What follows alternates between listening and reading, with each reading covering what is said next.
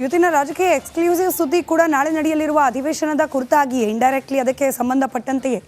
ಯಾಕಂದರೆ ಉತ್ತರ ಕರ್ನಾಟಕ ಭಾಗದಲ್ಲಿ ಅದರಲ್ಲೂ ಬೆಳಗಾವಿಯಲ್ಲಿ ಚಳಿಗಾಲದ ಅಧಿವೇಶನ ನಡೆಯುವ ಪ್ರತಿ ವರ್ಷ ಕೂಡ ಉತ್ತರ ಕರ್ನಾಟಕ ಭಾಗ ಅದರಲ್ಲೂ ವಿಶೇಷವಾಗಿ ಕಲ್ಯಾಣ ಕರ್ನಾಟಕ ಭಾಗದ ಕುರಿತಾಗಿ ವಿಶೇಷವಾದ ಗಮನವನ್ನು ವಹಿಸಲಿ ಆಡಳಿತಾರೂಢ ಪಕ್ಷ ಹಾಗೆ ವಿರೋಧ ಪಕ್ಷಗಳು ಅನ್ನೋ ಸಹಜ ನಿರೀಕ್ಷೆ ಇರುತ್ತೆ. ಇನ್ಫ್ಯಾಕ್ಟ್ ಕಲ್ಯಾಣ ಕರ್ನಾಟಕದ ಕಲ್ಯಾಣಕ್ಕೋಸ್ಕರ ನಾವು ಬದ್ಧ ಅಂತ ಹೇಳಿ ಸಿದ್ದರಾಮಯ್ಯನವರ ನೇತೃತ್ವದಲ್ಲೇ ವಿಶೇಷ ಕ್ಯಾಬಿನೆಟನ್ನು ಕೂಡ ನಡೆಸಲಾಗಿತ್ತು.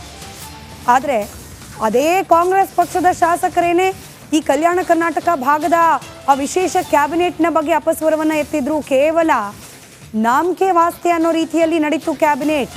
ಕೈಗೊಂಡ ನಿರ್ಣಯಗಳು ಜಾರಿಯಾಗಬೇಕು, ಜಾರಿಯಾಗುವ ನಿಟ್ಟಿನಲ್ಲಿ ಯಾವುದೇ ರೀತಿಯ ಕ್ರಮವನ್ನು ಕೈಗೊಂಡಿಲ್ಲ ಅನ್ನೋ ಅಸಮಾಧಾನ ಕಾಂಗ್ರೆಸ್ ಪಕ್ಷದಿಂದಲೇ ವ್ಯಕ್ತವಾಗಿತ್ತು. ಹಾಗಾಗಿ ಕಲ್ಯಾಣ ಕರ್ನಾಟಕ ಅಂದರೆ ಸರ್ಕಾರಕ್ಕೆ ಕೇರ್ ಇಲ್ವಾ ಅನ್ನೋ ಮಾತನ್ನು ಮತ್ತೆ ಕೇಳಲೇಬೇಕು.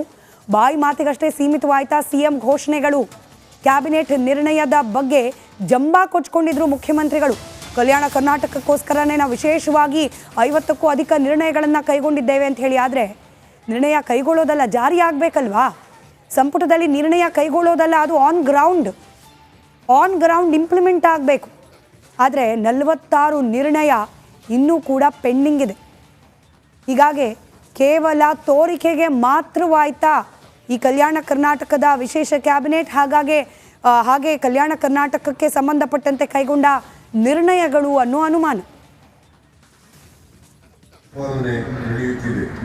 ಅಭಿವೃದ್ಧಿ ಎಂದರೆ ಕೇವಲ ಹೆದ್ದಾರಿ, ರಸ್ತೆ, ದೊಡ್ಡ ದೊಡ್ಡ ಕಟ್ಟಡಗಳು ಮಾತ್ರವಲ್ಲ. ಜನರಿಗೆ ಉತ್ತಮ ಶಿಕ್ಷಣ, ಆರೋಗ್ಯ ಸೇವೆ, ಆರ್ಥಿಕ ಹಾಗೂ ಸಾಮಾಜಿಕ ಭದ್ರತಾ ಭಾವವು ಮುಖ್ಯವಾಗುತ್ತದೆ. ನಮ್ಮ ಸರ್ಕಾರ ಈ ನಿಟ್ಟಿನಲ್ಲಿ ಆದ್ಯತೆ ನೀಡಿ ಕಾರ್ಯನಿರ್ವಹಿಸುತ್ತದೆ. ಕಲ್ಯಾಣ ಕರ್ನಾಟಕವನ್ನು ಅಕ್ಷರಶಃ ಕಲ್ಯಾಣ ರಾಜ್ಯವಾಗಿ ಮಾಡುವ ನಮ್ಮ ಸಂಕಲ್ಪ ಪ್ರಶ್ನಾತೀತ. ಮುಂದಿನ ದಿನಗಳಲ್ಲಿ ಈ ಭಾಗದಲ್ಲಿ ಫಲಿತಾಂಶ ಕೇಂದ್ರಿತ ಕಾರ್ಯಕ್ರಮ ಅನುಷ್ಠಾನದ ಮೂಲಕ ಅಭಿವೃದ್ಧಿಗೆ ಹೊಸ ಭಾಷ್ಯ ಬರೆಯಲು ಮುಂದಾಗಿದ್ದೇವೆ. ನಿಮ್ಮ ಸಹಕಾರ ನಮಗೆ. ಇದು ಭಾಷಣದಲ್ಲಿ ಕೇಳಿಸ್ಕೊಂಡ್ರಿ. ಸಿದ್ದರಾಮಯ್ಯನವರು ಮಾಡಿದ ಭಾಷಣದ ಸಂದರ್ಭದಲ್ಲಿ ಕಲ್ಯಾಣ ಕರ್ನಾಟಕಕ್ಕೆ ಸಂಬಂಧಪಟ್ಟ ನಮ್ಮ ಆಶಯಗಳು ಹಾಗೆ ಅದ್ರ ಬಗ್ಗೆ ಇರೋ ಕಾಳಜಿ ಪ್ರಶ್ನಾತೀತ. ಯಾಕೆ ಪ್ರಶ್ನೆ ಮಾಡಬಾರ್ದು? ಕೇವಲ ನಿರ್ಣಯ ಕೈಗೊಂಡ್ರೆ ಮಾತ್ರ ಆಗೋದಿಲ್ಲ ಸ್ವಾಮಿ, ಆನ್ ಗ್ರೌಂಡ್ ಇಂಪ್ಲಿಮೆಂಟ್ ಆಗಬೇಕು. 56 ನಿರ್ಣಯಗಳನ್ನು ಪಾಸ್ ಮಾಡಲಾಯಿತು ಕಲಬುರಗಿ ಕ್ಯಾಬಿನೆಟ್ನಲ್ಲಿ. ಆದರೆ 56ರಲ್ಲಿ 46 ವಿಷಯ ಕಲ್ಯಾಣ ಕರ್ನಾಟಕಕ್ಕೆ ಸೀಮಿತವಾಗಿತ್ತಾದರೂ ಕೂಡ ಪ್ರತ್ಯೇಕ ಸಚಿವಾಲಯದ ನಿರ್ಣಯ, ಜೊತೆಗೆ ಖಾಲಿ ಇರುವ 17,000 ಹುದ್ದೆಗಳ ಭರ್ತಿ, ಇದ್ಯಾವುದು ನಿರ್ಣಯ ಕೂಡ ಜಾರಿಗೊಳಿಸುವ ನಿಟ್ಟಿನಲ್ಲಿ, ಪೂರ್ಣಗೊಳಿಸುವ ನಿಟ್ಟಿನಲ್ಲಿ ಸರ್ಕಾರ ಅರ್ಧ ಹೆಜ್ಜೆ ಕೂಡ ಇಟ್ಟಿಲ್ಲ. ಒಂದು ಹೆಜ್ಜೆ ಬಿಡಿ, ಅರ್ಧ ಹೆಜ್ಜೆ ಕೂಡ ಇಟ್ಟಿಲ್ಲ. ಸಿದ್ದರಾಮಯ್ಯನವರು ಸ್ವತಂತ್ರೋತ್ಸವದ ಭಾಷಣದಲ್ಲಿ ಹೇಳ್ತಾರೆ ಪ್ರಶ್ನಾತೀತ. ಕಾಂಗ್ರೆಸ್ ಸರ್ಕಾರದ ಕಳಕಳಿ ಹಾಗೆ ಕಾಂಗ್ರೆಸ್ ಸರ್ಕಾರದ ಕಾಳಜಿ ಪ್ರಶ್ನಾತೀತ ಹೆಂಗಾಯ್ತು? ನೀವು ಕೇವಲ ನಾವು ಇಂತಿಂಥ ನಿರ್ಣಯ ಕೈಗೊಂಡಿದ್ದೀವಿ ಅಂತ ಹೇಳಿಬಿಟ್ರೆ ಸಾಕಾ? ಆಗಬೇಕಲ್ಲ. 17,000 ಹುದ್ದೆಗಳ ಭರ್ತಿ, ಪ್ರತ್ಯೇಕ ಸಚಿವಾಲಯದ ಸೃಷ್ಟಿ, ಕಲ್ಯಾಣಕ್ಕೆ ಪ್ರತ್ಯೇಕ ಕೈಗಾರಿಕಾ ನೀತಿ ಜಾರಿಗೊಳಿಸುವ ನಿರ್ಣಯವನ್ನು ಕೂಡ ಕೈಗೊಳ್ಳಲಾಯಿತು. ಎಷ್ಟು ಬಂತು ಇಂಡಸ್ಟ್ರೀಸ್? ಎಷ್ಟು ಒಡಂಬಡಿಕೆಗಳಾಗಿದೆ ಈ ನಿಟ್ಟಿನಲ್ಲಿ? ಬೀದರ್, ಕಲಬುರಗಿ ಪ್ರತಿ ಹಳ್ಳಿಗೆ ಕುಡಿಯುವ ನೀರಿನ ಯೋಜನೆ ಜಾರಿಗೆ ತರೋ ನಿರ್ಧಾರ. ಬರ್ತಿದೆಯಾ ನೀರು? ಬಂತ ನೀರು ನಲ್ಲಿಗಳಲ್ಲಿ? ಆರೋಗ್ಯ ಇಲಾಖೆಗೆ 910 ಕೋಟಿ ರೂಪಾಯಿ ಹಣ ನೀಡುವ ಬಗ್ಗೆ ಉಲ್ಲೇಖ ಆಗಿದೆ. ಆಸ್ಪತ್ರೆಗಳ ಪರಿಸ್ಥಿತಿ ಹೆಂಗಿದೆ ಅನ್ನೋದನ್ನು ಗಮನಿಸಿದ್ರೆ ಈ 910 ಕೋಟಿ ಅಲ್ಲ, 910 ರೂಪಾಯಿ ಕೂಡ ಬಂದಿಲ್ಲ ಅನ್ನೋದು ಗೊತ್ತಾಗುತ್ತೆ. ಇವತ್ತಿಗೂ ಕೂಡ ಸುಧಾರಣೆ ಆಗ್ತಾ ಇಲ್ಲ ಆಸ್ಪತ್ರೆಗಳ ಅವ್ಯವಸ್ಥೆ.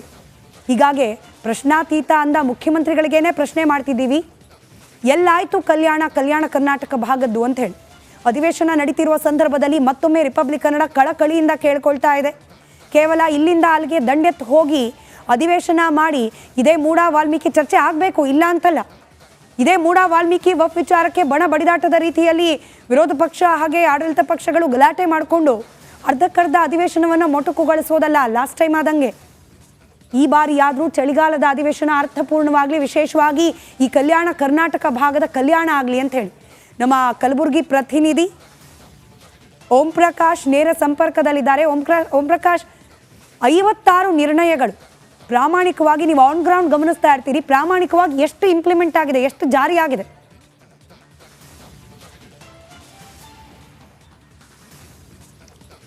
ಸ್ಮಿತಾ, ಕಲ್ಯಾಣ ಕರ್ನಾಟಕದ ಕಲ್ಯಾಣ ಕೇವಲ ಹೆಸರಲ್ಲಿ ಮಾತ್ರ ಉಳಿದಿರುವಂಥದ್ದು. ಯಾಕಂತಂದರೆ ಎಲ್ಲ ಆಳುವಂಥ ಸರ್ಕಾರಗಳು ಅಧಿಕಾರಕ್ಕೆ ಬಂದ ನಂತರ ಕಲ್ಯಾಣ ಕರ್ನಾಟಕಕ್ಕೆ ಮಲತಾಯಿ ಧೋರಣೆಯನ್ನು ತೋರುವಂಥ ಏನು ಒಂದು ಪದ್ಧತಿ ಹಿಂದಿನಿಂದಲೂ ಕೂಡ ನಡ್ಕೊಂಡು ಬಂದಿರುವಂಥದ್ದು. ಈಗ ಇರುವಂಥ ಕಾಂಗ್ರೆಸ್ ಸರ್ಕಾರವು ಕೂಡ ಅದನ್ನು ಮುಂದುವರಿಸ್ಕೊಂಡು ಹೋಗ್ತಾ ಇರುವಂಥದ್ದು. ಈ ಹಿಂದೆ ಅಂದರೆ ಸೆಪ್ಟೆಂಬರ್ 17ರಂದು ಕಲ್ಯಾಣ ಕರ್ನಾಟಕ ಉತ್ಸವ ದಿನಾಚರಣೆಯಾಗಿ ಆಚರಿಸುವಂಥ ಸಂದರ್ಭದಲ್ಲೇ ಇಡೀ ಕ್ಯಾಬಿನೆಟ್ ಮೀಟಿಂಗನ್ನು ಖುದ್ದು ಕಲಬುರಗಿಯಲ್ಲೇ CM ಸಿದ್ದರಾಮಯ್ಯ ಅವರು ಕ್ಯಾಬಿನೆಟ್ ಮೀಟಿಂಗನ್ನು ನಡೆಸಿದರು. ಕ್ಯಾಬಿನೆಟ್ ಮೀಟಿಂಗಲ್ಲಿ ಒಟ್ಟು 56 ವಿಷಯಗಳನ್ನು ನಿರ್ಣಯಕ್ಕೆ ತೆಗೆದುಕೊಂಡಿರುವಂಥದ್ದು. 56 ವಿಷಯಗಳಿಗೆ ಅನುಮೋದನೆಯನ್ನು ಕೂಡ ನೀಡಿರುವಂಥದ್ದು. ಅದರಲ್ಲಿ ಕ್ಯಾಬಿನೆಟ್ ಮೀಟಿಂಗ್ನ ನಂತರ CM ಸಿದ್ದರಾಮಯ್ಯ ಅವರು ಹೇಳಿರುವಂತೆಯೇ 46 ವಿಷಯಗಳು ಈ ಕಲ್ಯಾಣ ಕರ್ನಾಟಕಕ್ಕೆ ಭಾಗಕ್ಕೆ ಸಂಬಂಧಿಸುವಂಥ ವಿಚಾರಗಳು. ಅದಕ್ಕೆ 11,700 ಕೋಟಿ ರೂಪಾಯಿ ಅನುದಾನವನ್ನು ಕೂಡ ನೀಡಿದ್ದೇವೆ. ಈ 46 ವಿಷಯಗಳು ಕೂಡ ಕಲ್ಯಾಣ ಕರ್ನಾಟಕದ ಅಭಿವೃದ್ಧಿಗಾಗಿ ನೀಡಿದ್ದೇವೆ ಅಂತೇಳಿ. ಬಹುಶಃ ಕಲ್ಯಾಣ ಕರ್ನಾಟಕ ಉತ್ಸವ ದಿನಾಚರಣೆಯಾಗಿ ಕ್ಯಾಬಿನೆಟ್ ಮೀಟಿಂಗ್ ಮುಗಿದು ಇವತ್ತಿಗೆ 2 ತಿಂಗಳ ಮೇಲಾಯಿತು. ಆದರೆ ಇವತ್ತಿಗೂ ಕೂಡ ಕ್ಯಾಬಿನೆಟ್ ಮೀಟಿಂಗ್ನಲ್ಲಿ ತೆಗೆದುಕೊಂಡಂಥ ನಿರ್ಣಯಗಳು ಯಾವುದೂ ಕೂಡ ಜಾರಿಯಾಗಿಲ್ಲ. ಹಾಗಾದರೆ ಈ ನಿರ್ಣಯ ತೆಗೆದುಕೊಂಡಿದ್ದಾದರೂ ಯಾಕೆ ಅನ್ನುವಂಥ ಒಂದು ಪ್ರಶ್ನೆ ಹುಟ್ಟುತ್ತೆ. ಇಲ್ಲಿ ಭಾಳ ಪ್ರಮುಖವಾಗಿ ಕಲಬುರಗಿಯಲ್ಲಿ ಕಲ್ಯಾಣ ಕರ್ನಾಟಕದ ಹೆಬ್ಬಾಗಿಲು ಅಂತೇಳಿ ಕರೆಯುವಂಥ ಕಲಬುರಗಿಯಲ್ಲಿ ಪ್ರತ್ಯೇಕ ಸಚಿವಾಲಯ ನಿರ್ಮಾಣ ಆಗುತ್ತೆ ಅನ್ನುವಂಥದ್ದು ಸಾಕಷ್ಟು ವರ್ಷಗಳಿಂದಲೂ ಕೂಡ ಹೇಳ್ಕೊಂಡು ಬರ್ತಾ ಇದ್ರು. ಇವತ್ತು ಅಂದರೆ 2 ತಿಂಗಳ ಹಿಂದೆ ನಡೆದಂಥ ಕ್ಯಾಬಿನೆಟ್ ಮೀಟಿಂಗಲ್ಲೂ ಕೂಡ ಈ ವಿಚಾರ ಪ್ರಸ್ತಾಪ ಆಗಿರುವಂಥದ್ದು.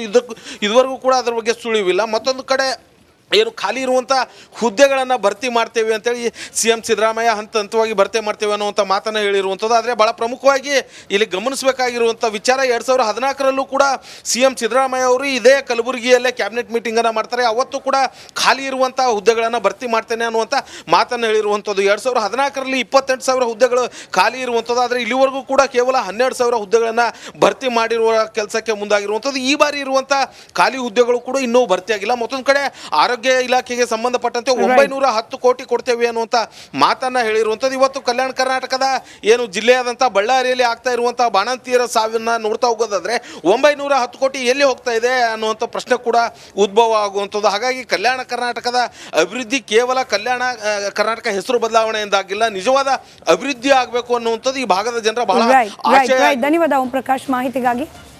ಮತ್ತೊಂದು ಕಡೆ ಬಿಜೆಪಿಯ ಬಣ ಬಡಿದಾಟದ ನಡುವೆ ನಾಳಿನಿಂದ ಚಳಿಗಾಲದ ಅಧಿವೇಶನ ಪ್ರಾರಂಭ ಆಗ್ತಾ ಇದೆ. ಅದಕ್ಕೆ ಬೇಕಾದ ಪ್ರಾಥಮಿಕ ಹಂತದ ಸಿದ್ಧತೆಗಳು ಕೂಡ ಮುಕ್ತಾಯವಾಗಿದೆ. ನಾಳೆಯಿಂದಲೇ ಕಲಾಪ ಕದನ ಶುರುವಾಗುತ್ತೆ. ಈ ಬಾರಿಯಾದರೂ ಉತ್ತರ ಕರ್ನಾಟಕ ಭಾಗದಲ್ಲೇ ನಡೀತಾ ಇರುವ ಈ ಅಧಿವೇಶನ ಉತ್ತರ ಕರ್ನಾಟಕ ಭಾಗದ ಸಮಸ್ಯೆಗಳಿಗೆ ಧ್ವನಿಯಾಗುತ್ತಾ ಅನ್ನೋ ಸಹಜ ನಿರೀಕ್ಷೆ. ಯಾವೆಲ್ಲ ವಿಚಾರಗಳು ಚರ್ಚೆಗೆ ಒಳಪಡಬೇಕು ಅನ್ನೋ ನಿರೀಕ್ಷೆ ಇದೆ. ಆ ಕುರಿತಾದ ಒಂದು ವರದಿ ನಿಮ್ಮ ಮುಂದೆ.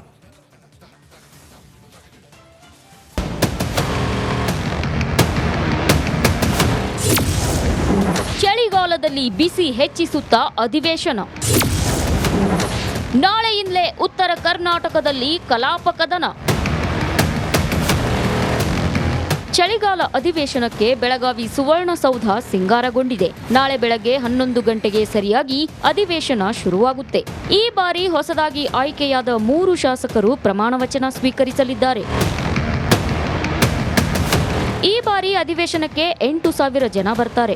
ಎಲ್ಲರಿಗೂ ಊಟ ವಸತಿ ವ್ಯವಸ್ಥೆ ಕಲ್ಪಿಸಲಾಗಿದೆ. 6,000 ಪೊಲೀಸ್ ಸಿಬ್ಬಂದಿ ನಿಯೋಜನೆಯಾಗಿದೆ. ಇನ್ನು ಈ ಬಾರಿ ಪ್ರತಿಭಟನೆಗೆ ಅಂತಾನೆ ಪ್ರತ್ಯೇಕ ಟೆಂಟ್ ಕೂಡ ಹಾಕಲಾಗಿದೆ. ಇನ್ನು ವಿಧಾನಸಭೆ ಕಲಾಪ ನೋಡೋಕೆ ಹೋಗೋ ಮಕ್ಕಳಿಗಾಗಿ ಸೈನ್ಸ್ ಎಕ್ಸಿಬಿಷನ್, ಗಾಂಧೀಜಿಯವರ ಫೋಟೋ ಎಕ್ಸಿಬಿಷನ್ ಮಾಡಲಾಗ್ತಿದೆ. ಚಳಿಗಾಲ ಅಧಿವೇಶನದಲ್ಲಿ 5 ವಿಧೇಯಕಗಳ ಬಗ್ಗೆ ಸರ್ಕಾರ ಪ್ರಸ್ತಾಪಿಸುತ್ತೆ. ಬೆಂಗಳೂರು ಮಹಾನಗರ ಪಾಲಿಕೆ ತಿದ್ದುಪಡಿ, ಸರಕು ಸಾಗಾಣಿಕೆ ತಿದ್ದುಪಡಿ ಕಾಯ್ದೆ ಮಂಡನೆ ಆಗಲಿವೆ. ಇದೇ ವೇಳೆ ಶಾಸಕರು 3 ಖಾಸಗಿ ಬಿಲ್ ಮಂಡನೆ ಮಾಡಲಿದ್ದಾರೆ. ಬೆಳಗಾವಿ ಅಧಿವೇಶನದಲ್ಲಿ ಈ ಬಾರಿಯಾದ್ರೂ ಉತ್ತರ ಕರ್ನಾಟಕದ ಸಮಸ್ಯೆ, ಅಭಿವೃದ್ಧಿ ಚರ್ಚೆಯಾಗುತ್ತಾ ಅಥವಾ ಹೈ ಡ್ರಾಮಾಗಳಲ್ಲೇ ಕಲಾಪ ಕೊನೆಯಾಗುತ್ತಾ ಕಾದು ನೋಡಬೇಕಿದೆ. Bureau report, Republic Kannada.